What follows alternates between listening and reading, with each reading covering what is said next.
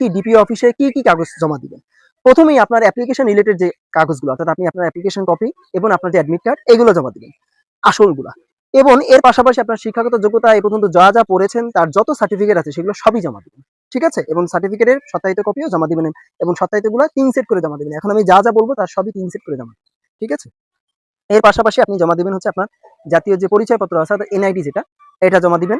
আসলটা তারা আপনাকে চেক করে আবার দিয়ে দিবে এবং তার সত্যায়িতও জমা দিবেন। যদি এনআইডি দিয়ে আবেদন না করে থাকেন তাহলে জন্ম নিবন্ধনের কপি জমা দিবেন এবং জন্ম নিবন্ধনের আসলটাও জমা দিবেন। এগুলো চেক করে তারা দিয়ে দিবে। এর পাশাপাশি আপনার যদি কোনো মানে মানে মুক্তিযোদ্ধা সার্টিফিকেট না, মানে বিভিন্ন কোটার যে সার্টিফিকেট গুলো আছে এগুলো যদি কোনো কিছু থেকে থাকে এবং প্রতিবন্ধী কোটা, এগুলো আপনারা জমা দিবেন। ঠিক আছে?